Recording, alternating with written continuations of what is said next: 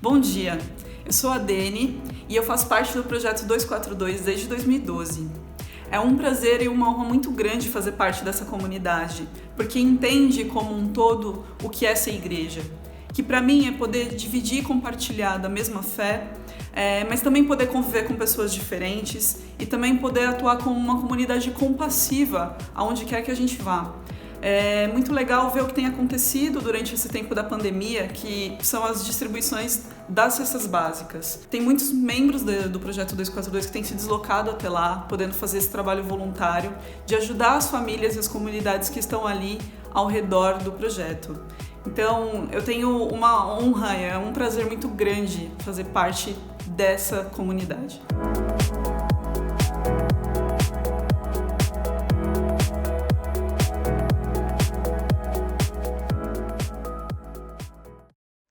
Venham, vamos cantar ao Senhor, vamos aclamar a rocha de nossa salvação, vamos chegar diante dEle com ações de graças e cantar a Ele salmos de louvor. Venham, vamos adorar e nos prostrar, vamos nos ajoelhar diante do Senhor, nosso Criador, pois Ele é o nosso Deus. Somos o povo que Ele pastoreia e o rebanho sob o seu cuidado. Salmo 95. Bom dia, nós nos reunimos de novo nessa manhã e eu gostaria de convidar você a fazer exatamente aquilo que está escrito aqui e que foi lido deste salmo. Vamos nos achegar diante de Deus, vamos adorar a Deus, vamos cantar a Deus, vamos erguer as nossas vozes, mesmo em nossos lares, mesmo separados geograficamente, vamos em um só espírito, uma só fé e uma só esperança, dedicar o nosso culto a Deus nessa manhã.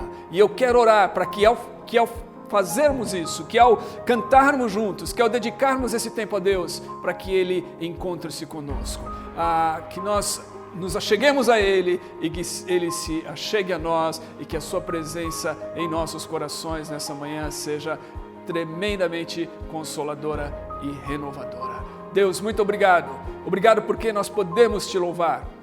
Obrigado porque não existe absolutamente nada que pode nos impedir de voltar a nossa mente, o nosso pensamento e até mesmo as nossas vozes ao Senhor. Não é uma pandemia, não é um vírus, Senhor, não é uma quarentena, não é um isolamento social que é capaz de impedir a Tua igreja de avançar, porque o Senhor prometeu que a Tua igreja avançaria e as portas do inferno não iriam prevalecer contra ela. Então nós estamos reunidos hoje para Te louvar, nós estamos reunidos hoje para cultuar ao Senhor, nós estamos reunidos hoje para ouvir a Tua palavra e sermos confortados, sermos exortados, sermos encorajados por Tua palavra. E eu peço que isso aconteça com todos nós hoje, que a Tua palavra fale conosco, que esses cânticos falem conosco, que nós possamos ser encorajados a viver cada vez mais para o Senhor e para proclamar a esperança que temos em Ti a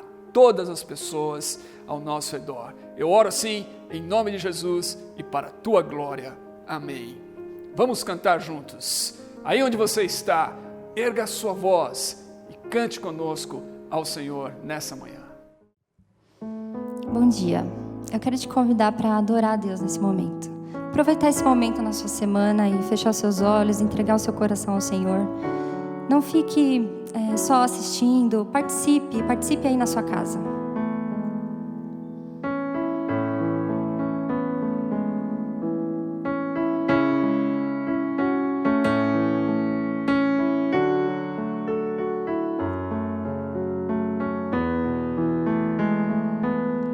Meu Jesus, a Ti me achego, com temor no coração. És o meu maior anseio, Rei da minha salvação. Pai, a Ti eu agradeço por tão infinito amor que recebe com carinho este pobre pecador.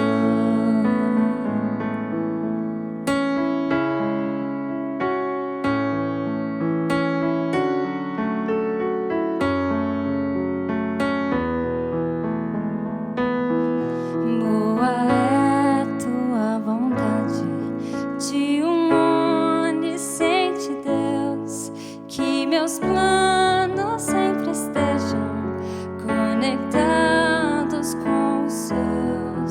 Ó, perdoa os meus pecados, venha me disciplinar, que a pureza de tua glória venha em mim habitar.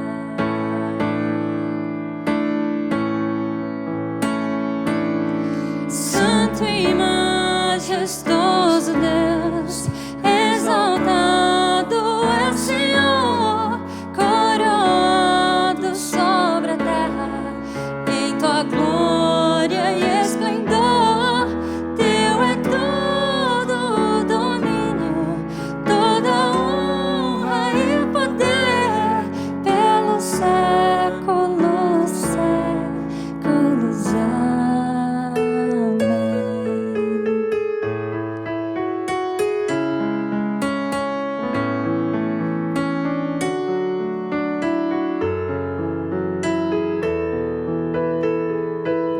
Sejas tu meu pensamento ao dormir e ao acordar. Dá-me sede da palavra, sempre nela meditar. Faz de mim, pequeno Cristo, digno de ser filho teu, anunciando as boas novas, salvação que vem de Deus.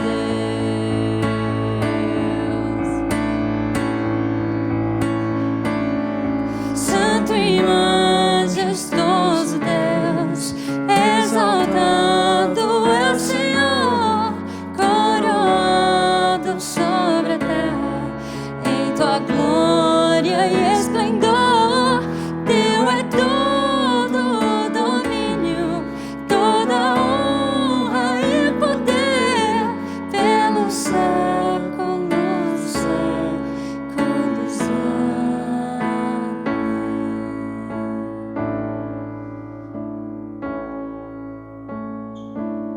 Santo e majestoso Deus, exaltado é o Senhor, coroado sobre a terra, em tua glória e esplendor.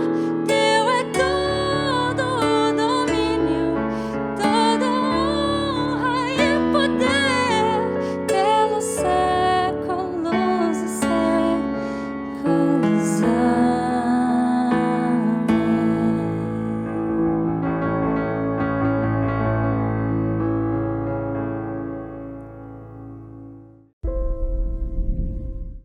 Há pouco tempo, o desespero veio sobre mim e não foi mais embora.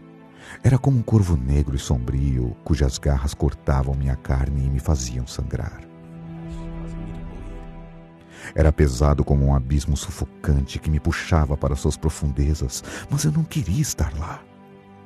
O que eu sei sobre onde eu vim? Eu costumava ser feliz e sabia qual era o meu propósito, mas agora esse medo tirou de mim todo o fôlego de esperança.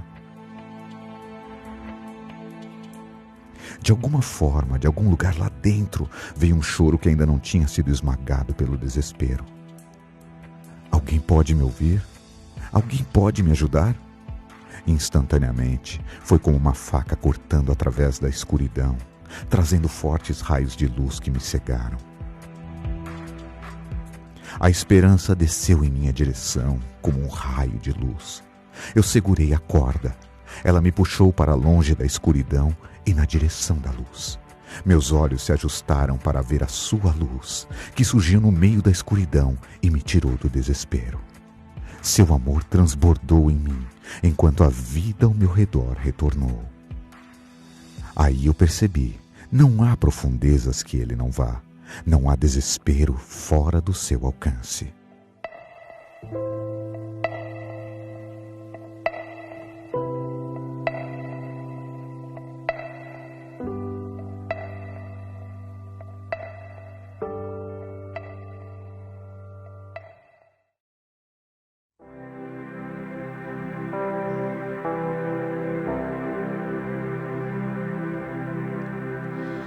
início eras a palavra,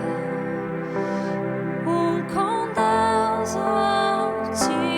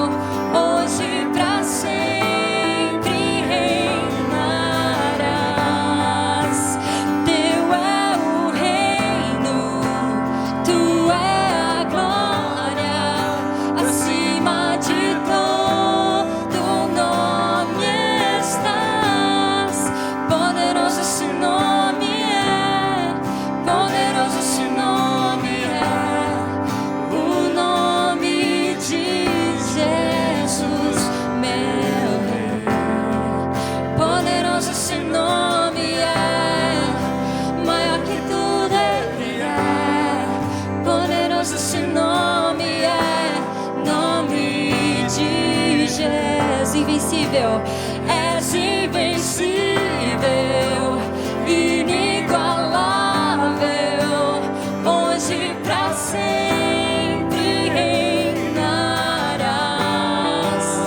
Teu é o reino, tu é a glória, acima de todo nome está. Poderoso esse nome é, poderoso esse nome é, o nome de Jesus, meu Rei. Poderoso esse nome é, maior que tudo ele é. Poderoso esse nome é, nome de Jesus. Poderoso esse nome é, nome de Jesus.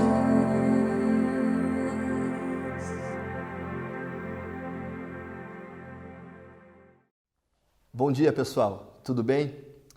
Hoje nós vamos dar continuidade à nossa série de mensagens intitulada Fidelidade, onde nós estamos olhando para o livro de Daniel.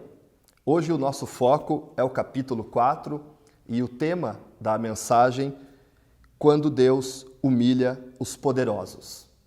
No capítulo 4 nós encontramos um edito de um dos personagens de maior destaque no livro de Daniel, o rei Nabucodonosor.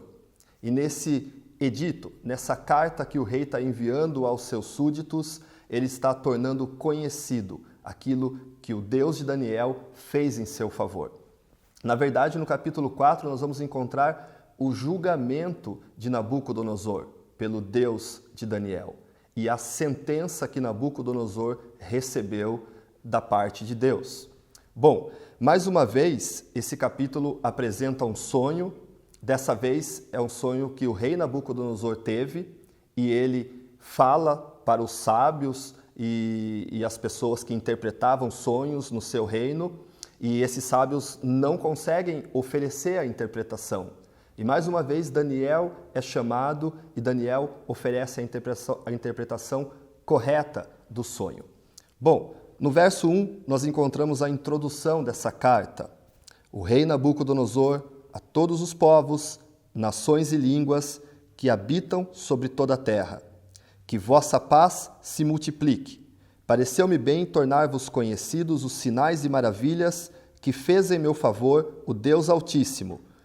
Quão grandiosos seus sinais, quão portentosas suas maravilhas. Seu reino é reino eterno e seu domínio vai de geração em geração.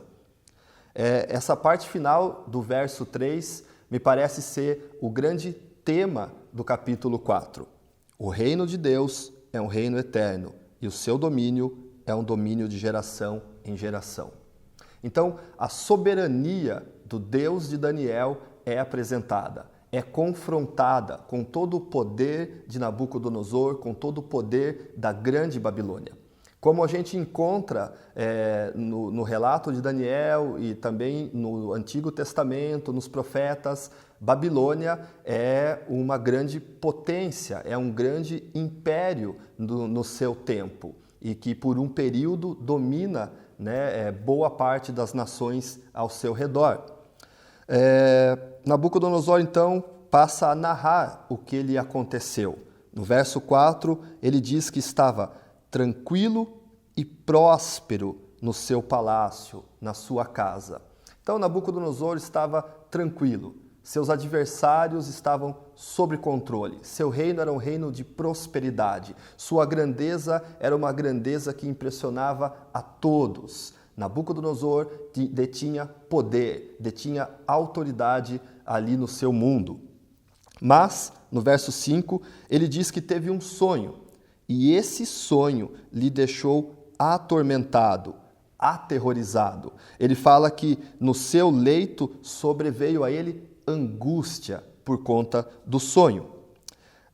Mais uma vez, Nabucodonosor chama aquelas pessoas que eram os sábios, os magos, os astrólogos, os adivinhos do seu reino, para que lhe fornecessem a interpretação do sonho. Mas, mais uma vez, esses sábios e adivinhos, astrólogos, falham em oferecer a interpretação do sonho. E Daniel é convocado perante o rei para que pudesse interpretar o sonho. Então a gente já viu no capítulo 1, capítulo 2, capítulo 3, que Daniel recebe da parte do Senhor a capacidade de revelar os mistérios, aquilo que nenhum ser humano poderia revelar. Daniel recebe sonhos e visões da parte de Deus e as interpreta. É interessante que logo aqui nesse começo já há um confronto entre o Deus de Daniel e os sábios e as divindades dos demais povos. E esse confronto ele vai aparecer na Bíblia, nos livros proféticos também. Aquele que é o verdadeiro profeta, que vem da parte do Senhor, com uma mensagem legítima do Senhor, é aquele que a sua palavra se cumpre, a sua previsão, a sua interpretação se torna realidade. O falso profeta é aquele que entrega uma mensagem que veio da cabeça dele mesmo e ela não se torna realidade. Os falsos deuses são aqueles que não conseguem prever o amanhã. E a diferença do Deus de Daniel, do Deus do Antigo Testamento, do Deus dos profetas da Bíblia, é essa. Ele sabe os mistérios do futuro, do amanhã.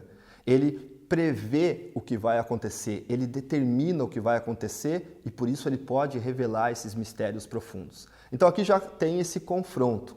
Nenhum sábio, nenhum adivinho, nenhuma divindade foi capaz de fornecer ao rei a interpretação do sonho.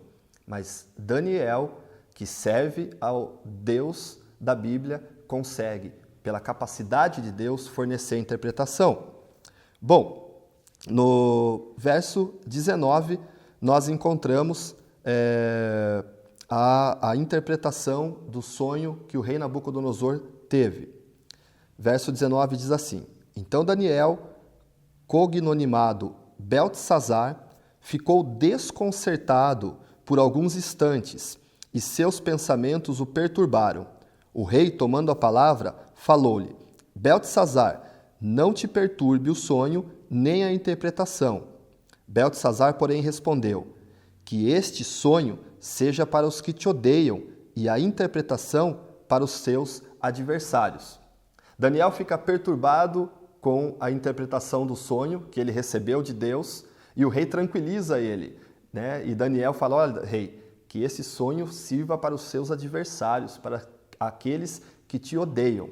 Mas Daniel, a pedido do rei, revela o significado do sonho. O rei Nabucodonosor havia sonhado com uma grande árvore, com folhas bonitas, com muitos frutos, e essa grande árvore cresceu tanto que chegou até o céu. Debaixo dessa grande árvore, os animais, os pássaros encontravam abrigo e todos encontravam alimento. O texto diz no verso 21, essa árvore tem bela folhagem, seus frutos são abundantes. Ela acolhe animais do campo e as aves se aninham nos seus ramos. Bom, Daniel continua, verso 22. Esta árvore, ó rei, és tu, que te tornaste grande e poderoso, e cuja grandeza cresceu até chegar ao céu, estendendo o teu império até os confins da terra. Então esse era Nabucodonosor. Essa era a grande Babilônia, que ele construiu com seu poder, com seu domínio. Uma grande árvore que chegou até os céus, uma grande árvore que oferecia abrigo e alimento a todos. E toda essa grandeza, e todo esse poder, e toda essa potência, ela inevitavelmente vem acompanhada do orgulho, da autossuficiência, da arrogância, da injustiça, da falta de misericórdia. E isso a gente pode perceber não só na história da Babilônia, de Nabucodonosor, não só nas histórias da Bíblia, mas nós percebemos como o poder corrompe nos nossos dias. Nós percebemos como é fácil ser iludido pelo poder, pelo sucesso, pela grandeza e se esquecer da justiça, da misericórdia e se encher de arrogância e se achar autossuficiente. E é isso que acontece com Nabucodonosor.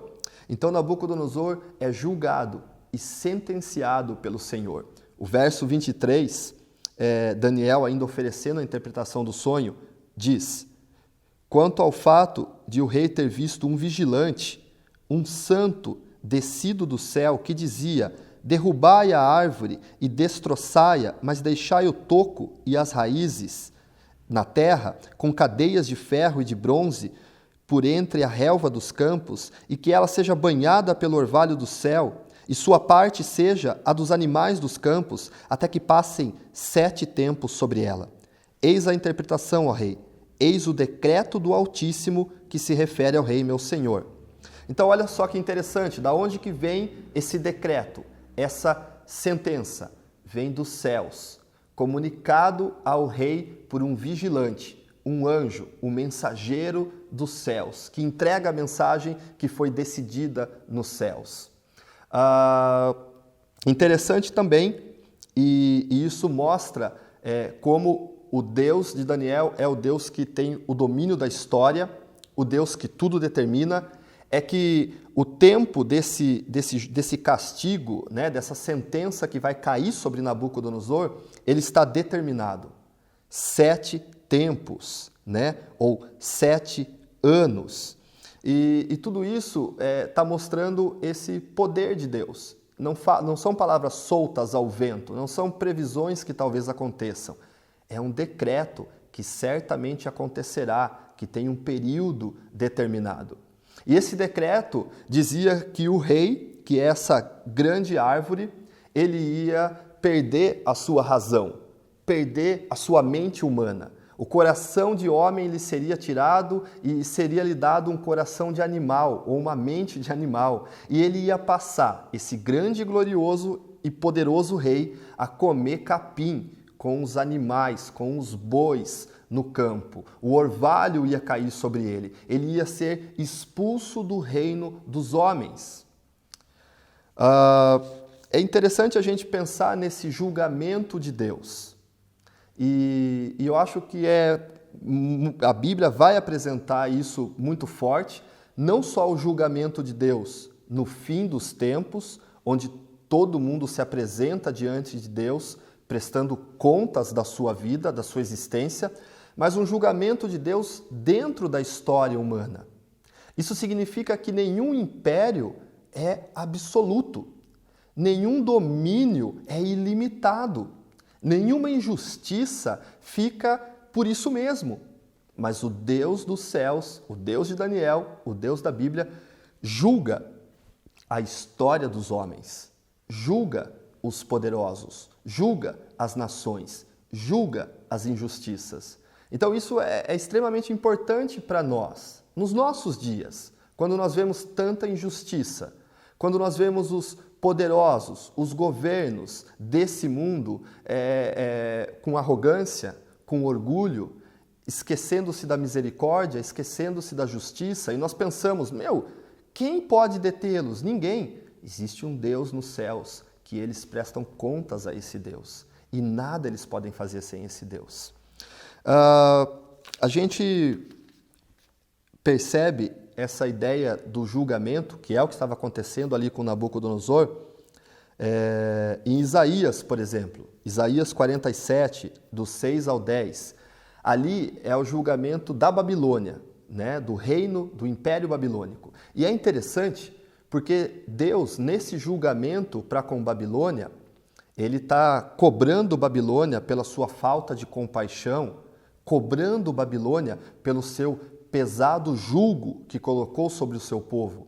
Mas ele também está falando que foi ele quem chamou a Babilônia como um instrumento seu, como um parceiro seu, para trazer um julgamento e uma sentença sobre o seu povo.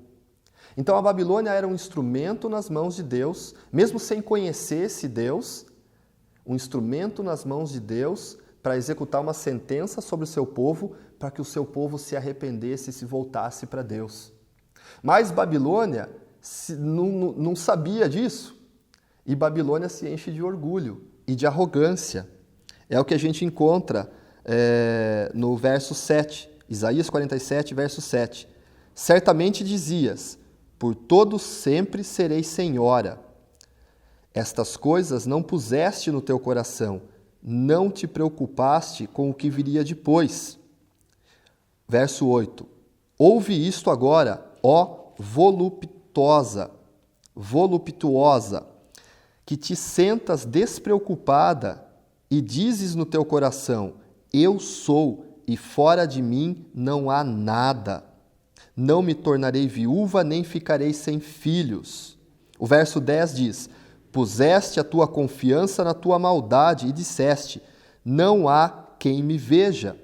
E aqui Deus está trazendo um julgamento sobre Babilônia e falando: você vai ficar viúva, você vai ficar sem filhos, eu vou trazer a desgraça sobre você, porque você se encheu de orgulho. Você se esqueceu da misericórdia. Você se esqueceu que era apenas um instrumento em minhas mãos. Bom, o livro de Amós, nos seus primeiros capítulos, ele também apresenta esse julgamento de Deus para com as nações. Nações que não eram o povo de Israel e, às vezes, as ações que essas nações estão sendo julgadas não diziam respeito a Israel. Mas essas nações teriam que prestar contas diante de Deus. Estavam sendo julgadas na história diante do Deus de Israel. Então isso é extremamente significativo para nós. Mostra essa soberania do nosso Deus, que através dos seus julgamentos impõe limites ao poder dos poderosos. E as injustiças desse mundo, elas não ficam sem julgamento. Elas não ficam sem resposta. Então, eu acho que isso é um tema extremamente precioso para nós, no momento em que vivemos, porque nós olhamos para a história do nosso mundo e nós entendemos: todo poder tem seu limite, estabelecido por Deus. Nenhuma injustiça fica sem julgamento, e Deus opera seus julgamentos dentro da história. E por que Deus julga? Porque Deus esperava algo de Nabucodonosor. Deus conferiu a Nabucodonosor glória, poder, domínio, mas esperava algo dele. Ele não tinha desculpa de falar: mas eu não sabia disso. Ele deveria saber. Deus esperava de Nabucodonosor, assim como Deus espera de cada nação, de cada governo, de cada poder e até de cada ser humano, a justiça e a misericórdia. Porque essas são as bases do reino de Deus. Essas são bases do próprio caráter de Deus. Justiça e misericórdia. E ele espera isso dos homens. Quando Daniel interpreta o sonho do rei, ele dá um conselho para o rei. E ele diz assim no verso 27: eis porque, ó rei, aceita meu conselho. Repara teus pecados pelas obras da justiça e tuas iniquidades pela prática da misericórdia para com os pobres, a fim de que se prolongue a tua segurança. Então, a gente percebe logo que Nabucodonosor não era só um rei próspero, poderoso, que dominava sobre tudo, mas era um rei que promovia injustiças e se esquecia da misericórdia. Porque senão esse conselho de Daniel não faria o menor sentido se o Nabucodonosor fosse um rei justo e misericordioso. Então, isso são valores, justiça e misericórdia, que não são somente valores do Deus da Bíblia, do Antigo Testamento, do Novo Testamento, de Jesus. Eles são valores universais.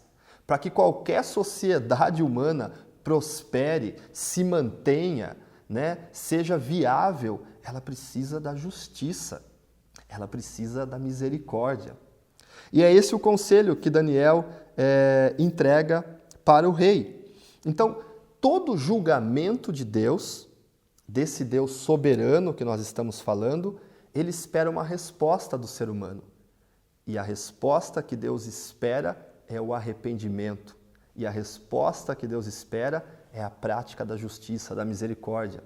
A gente encontra Deus julgando Nabucodonosor, mas a gente encontra Deus julgando o seu próprio povo também.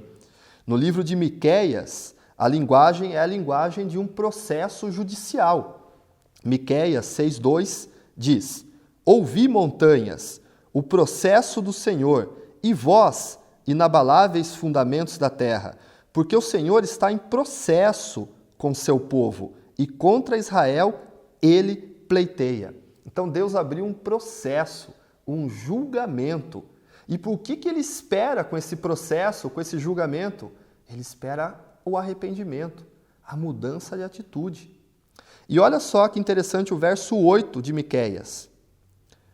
Porque o Israel está se perguntando, eu estou em processo, estou sendo processado por Deus, o que eu devo fazer?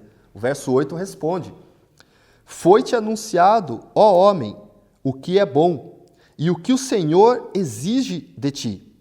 Nada mais do que praticar a justiça e amar a bondade, e te sujeitares a caminhar humildemente com o teu Deus. Então, esse pedido de Deus, ame a justiça, pratique a justiça, ame a bondade ou ame a misericórdia e ande humildemente com o Senhor seu Deus. Esse pedido podia ser colocado para Nabucodonosor, porque é justamente pelo seu orgulho e arrogância que ele está sendo julgado, pelas suas injustiças e falta de misericórdia. Então, é significativo. O nosso Deus julga a história humana. O nosso Deus é o Deus que os homens prestam contas. O nosso Deus espera com seu julgamento arrependimento, justiça e misericórdia como práticas. Bom, mas parece que Nabucodonosor não dá ouvidos a Daniel e o sonho se cumpre. No verso 28 nós encontramos o cumprimento do sonho. E ali é quando Deus humilha os poderosos. Então nós falamos no primeiro sobre a soberania. Primeiro ponto, a soberania desse Deus, que domina sobre o reino dos homens. Nós falamos no segundo ponto sobre o que Deus espera. Ele espera justiça e misericórdia. E agora o terceiro ponto nós vamos falar que Deus humilha os poderosos. É quando o sonho do rei se cumpre. E diz assim, tudo isso, verso 28, aconteceu ao rei Nabucodonosor.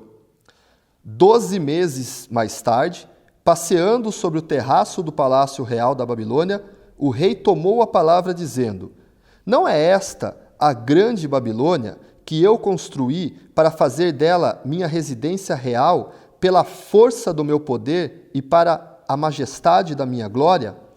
Então o rei está olhando para tudo aquilo que ele construiu. Construiu, como nós vimos, a preço de injustiça e opressão, porque a gente vê a Babilônia sendo retratada como isso na Bíblia. Um poder arrogante que promove injustiça e opressão. E o conselho de Daniel, pratica a justiça e a misericórdia, rei. Bom, e o rei olha para essa grande potência da qual ele era o soberano e ele diz, não é esta a grande Babilônia que construí com a força do meu poder e para a glória da minha majestade? O rei está cheio de orgulho naquele momento. Ele se acha essa grande árvore realmente, que todos têm que se abrigar, queira ou não queira, debaixo dele. O seu coração está cheio de arrogância. E nesse momento, no verso 31, ainda essas palavras estavam na boca do rei, quando uma voz caiu do céu é a ti que se fala, ó rei Nabucodonosor, a realeza foi tirada de ti, serás expulso da convivência dos homens, e com as feras do campo será a tua morada. E foi isso que aconteceu com Nabucodonosor nesse momento. A mente humana lhe é tirada, um coração, uma mente de animal lhe é dado e ele é expulso do reino dos homens. Alguns comentadores falam sobre um estado profundo de depressão, talvez, sobre um estado de loucura, de insanidade que Nabucodonosor estava vivendo. Mas fato é que o texto relata esse rei que não está mais agora na segurança e tranquilidade do seu palácio, mas ele está no campo, junto com os animais do campo, debaixo do orvalho. Ele foi julgado, ele foi sentenciado, ele foi humilhado, derrubado por Deus. Mas, como a gente viu, essa sentença tinha um tempo determinado pelo Deus soberano, e depois de 7 tempos, que era o tempo marcado, o verso 34 apresenta: Eu, Nabucodonosor, ergui os olhos para o céu, a razão voltou-me, e então bendisse o Altíssimo, louvando e glorificando aquele que vive para sempre. Seu domínio é um domínio eterno, e seu reino de geração em geração. Olha só que interessante, ele diz que ele olhou para os céus e a razão lhe voltou até ele. Ele estava novamente no seu estado de lucidez. Então dá para a gente pensar o quanto que o orgulho, a arrogância, qualquer sentimento de autossuficiência é uma loucura diante da nossa pequenez, do nosso tamanho diante de Deus, desse grande Deus. Pensa na história da humanidade. A gente olha para 2.000 anos atrás, 4.000 anos atrás. O que somos eu e você diante desse tempo todo? Pensa na distância que a Lua, pensa na distância que Marte está da Terra. Planetas que são bem próximos da Terra. Demora, 1 ano e meio para chegar até Marte. Né? Então, diante de toda essa grandeza do universo, quem somos nós? Então, o orgulho é sim uma loucura, uma insanidade. E quando Nabucodonosor reconhece que tem um Deus no céu que domina de geração em geração, que o seu reino é um reino eterno, o entendimento lhe volta. E Nabucodonosor volta ao seu palácio, volta para os seus súditos e diz que a realeza lhe é devolvida e sua glória e seu poder lhe é devolvido. E no verso 37, que é o final, ele diz: Agora eu, Nabucodonosor, louvo, exalto e glorifico o Rei do céu, cujas obras todas são verdade e cujos caminhos são justiça. Ele que sabe rebaixar os que procedem com soberba. Então, Deus humilha os poderosos para mostrar toda a sua soberania e grandeza. Deus humilha os poderosos e ainda assim mostra a sua misericórdia, porque o seu julgamento é uma oportunidade de arrependimento e mudança. E por que Deus julga os impérios, os reinos, os poderes do nosso tempo, da nossa terra? Porque esse julgamento é necessário para que se abra um espaço para que o reino de Deus venha e o reino de Deus seja essa realidade eterna. Se manifeste aqui na nossa terra essa realidade dos céus. Seu reino é um reino eterno que dura de geração em geração.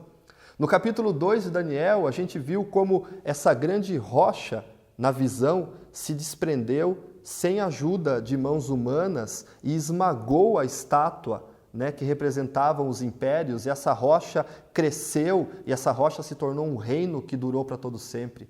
Então esse é o reino de Deus. Os reinos humanos são transitórios. Todo domínio, todo poder humano é transitório. Ele passa, ele não dura para sempre. Mas o reino de Deus é eterno. E esse reino de Deus já começou. Esse reino de Deus começou com seu Filho Jesus Cristo. Jesus foi essa semente do reino que foi plantada nessa terra. E essa semente que morreu. E porque morreu, ela produziu muitos frutos. A gente tem que comparar essa visão de Nabucodonosor como essa grande árvore que foi humilhada com a linguagem que o Novo Testamento, que Jesus vai usar sobre o reino de Deus. Em Lucas, capítulo 13, versos 18 e 19, Jesus está dizendo: com o que nós podemos comparar o reino de Deus? Ele é semelhante a quê? E ele diz: é semelhante a um grão de mostarda, que um homem tomou e lançou na sua horta. Ele cresce, torna-se árvore, e as aves do céu se abrigam em seus ramos. Então, Jesus é a manifestação, o início desse reino de Deus. Como essa pequena semente, esse grão de mostarda, a menor das sementes, que uma vez semeado, torna-se uma árvore, e as aves do céu se abrigam nos seus ramos.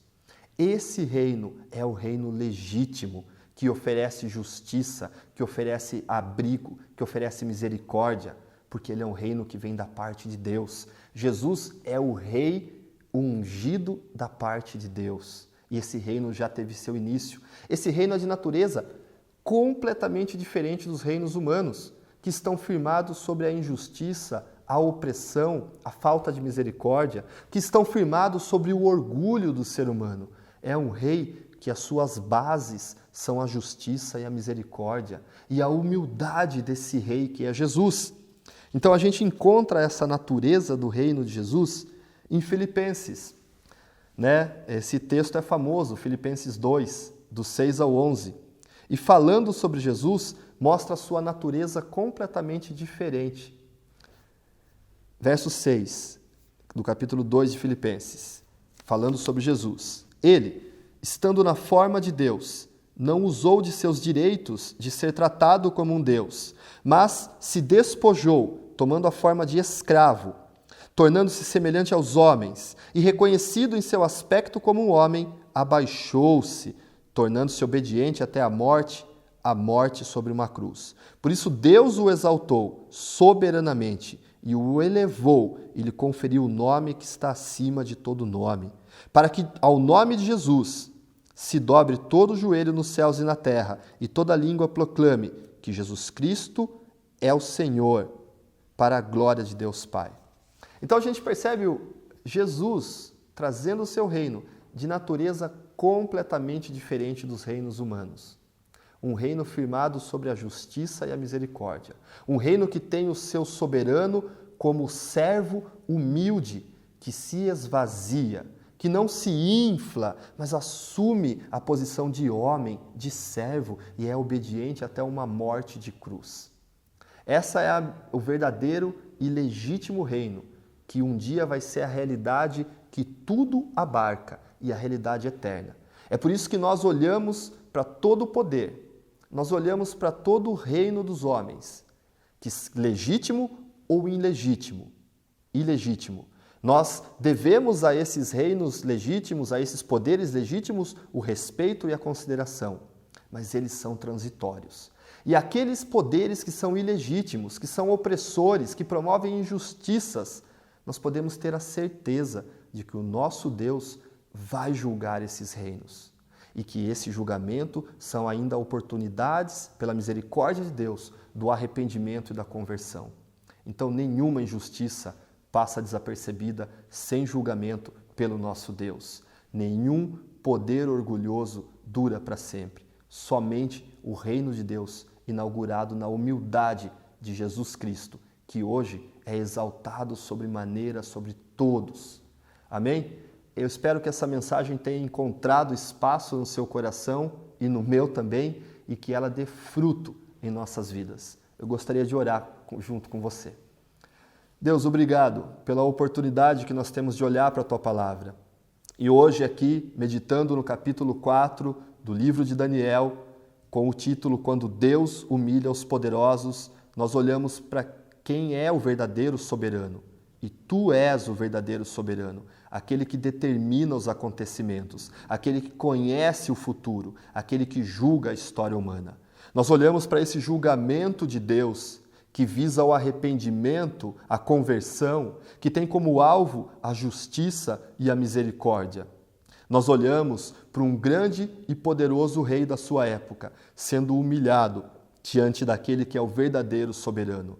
E nós olhamos para o legítimo soberano, que é teu Filho Jesus Cristo, que através de um caminho de humildade ganhou o direito de sentar à tua direita e dominar para todo sempre. E um dia esse reino vai ser a realidade que tudo abarca, toda língua lhe dando louvor e todo joelho se prostrando diante dele. Nós te louvamos, soberano Jesus, porque o teu reino é firmado na misericórdia, na graça, no perdão, no amor do Senhor. Em nome do teu Filho Jesus, Pai. É isso que nós clamamos ao Senhor. Amém. É isso, pessoal. Desejo para você um bom restante de domingo, se você está assistindo no domingo, e um bom restante de dia, se você está assistindo em outro dia. Até mais. Valeu.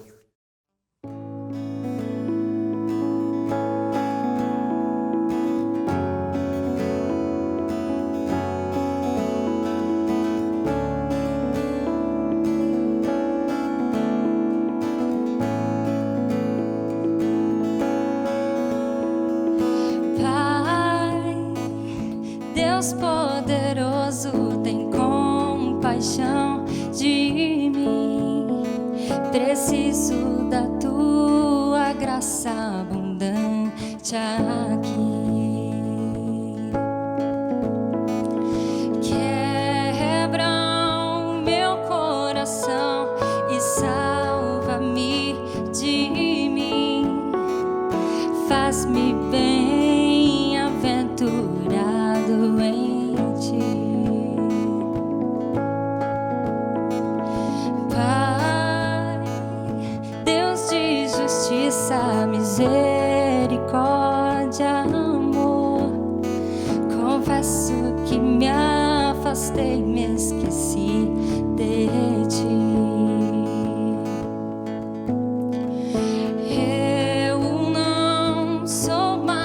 Outros me ensina a ver quem sou. Faz-me doar ao invés de possuir. E esvazia o meu ego. Enche-me de ti.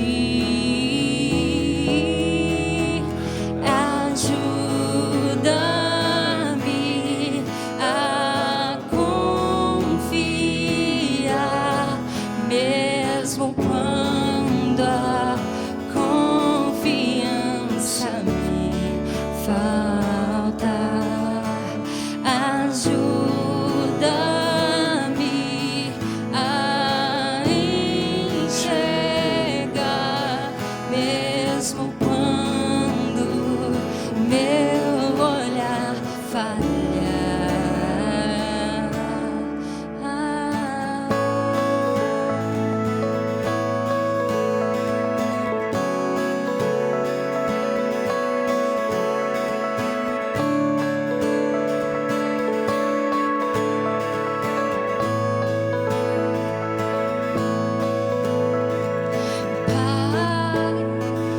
Deus poderoso, tem compaixão de mim.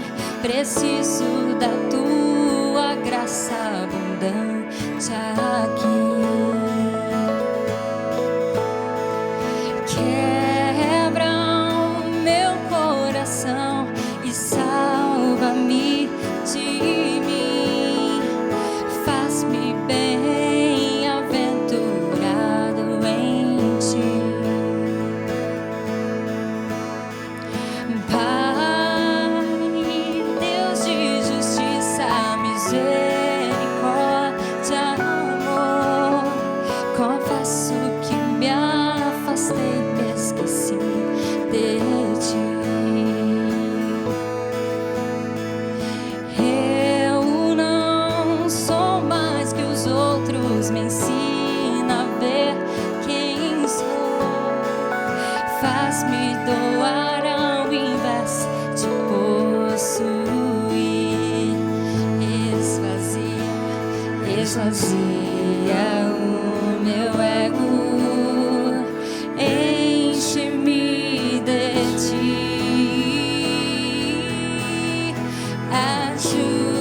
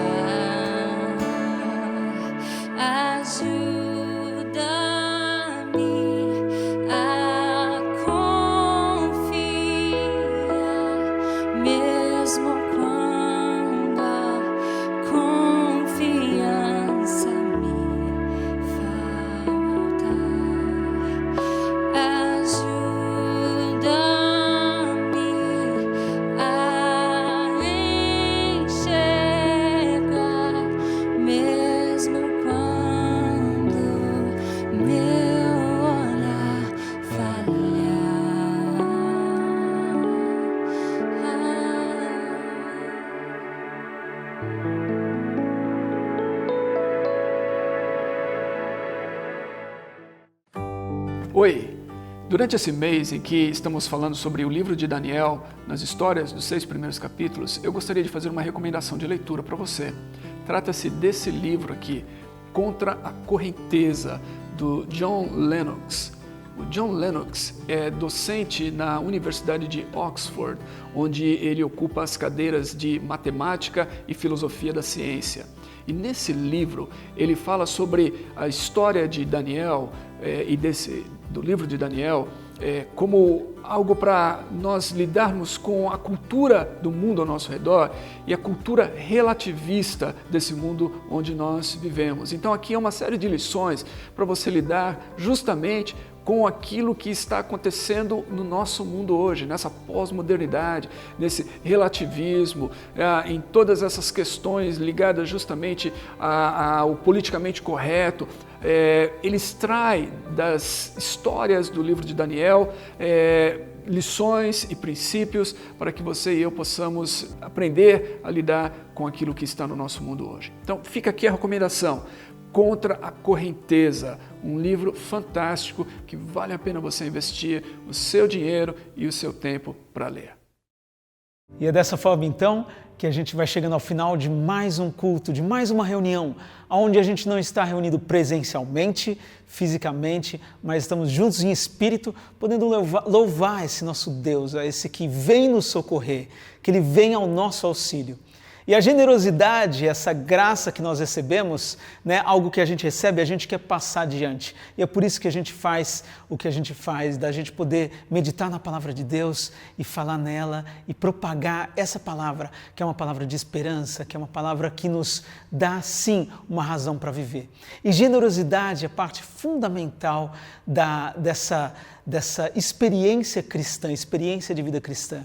Generosidade porque, primeiro, nós somos alvo da generosidade de Deus. É pela sua graça que a gente recebe a salvação, não é porque a gente é bonzinho, não é pelos nossos esforços, mas é porque Ele nos ama e Ele nos deu o seu Filho Jesus para que nós pudéssemos ter vida. E essa generosidade que a gente também diz que a gente deve ter e a gente procura ter em relação às pessoas que estão à nossa volta, então seja aqui no bairro, na nossa cidade, a gente procura ser sim generoso, a gente procura fazer essas ações de distribuição de cestas básicas, distribuição de kits de higiene, como a gente tem feito. Então, a sua generosidade, se Deus tem te dado nesse momento, a gente entende completamente pessoas que de repente nesse momento estão numa situação mais difícil, mas se Deus tem te dado e você pode ser generoso e ser bênção com outras pessoas, seja bênção nesse momento. Então, a gente conta com a generosidade de cada um para que a gente possa sim continuar fazendo isso, continuar sendo a igreja de Cristo aqui no mundo, fazendo diferença. E a gente chega ao final desse culto, então, agradecendo a Deus. Eu queria orar com você. Pai, Deus, o Senhor é aquele que nos conhece, o Senhor é aquele que nos ama, é aquele que vem nos socorrer, é aquele que cuida de nós, meu Pai. Então, pela Tua bondade que nós te pedimos, Deus, age em nossas vidas. Age, meu Pai, na vida da Tua igreja, para que a Tua igreja seja bênção nesse momento de tantas pessoas sem esperança, de tantas pessoas sem as necessidades básicas sendo atendidas, meu Pai, que a gente possa realmente ser influente na nossa sociedade e na cidade hoje, pela Tua bondade. Então continua nos dando da Tua graça, para que a gente estenda essa graça para o mundo, Pai. Em nome de Jesus nós somos gratos por tudo isso, Paizão. Amém. É isso aí, gente. Um bom domingo para vocês, uma boa semana, sejam bênção em tudo que vocês fizerem. Até a próxima.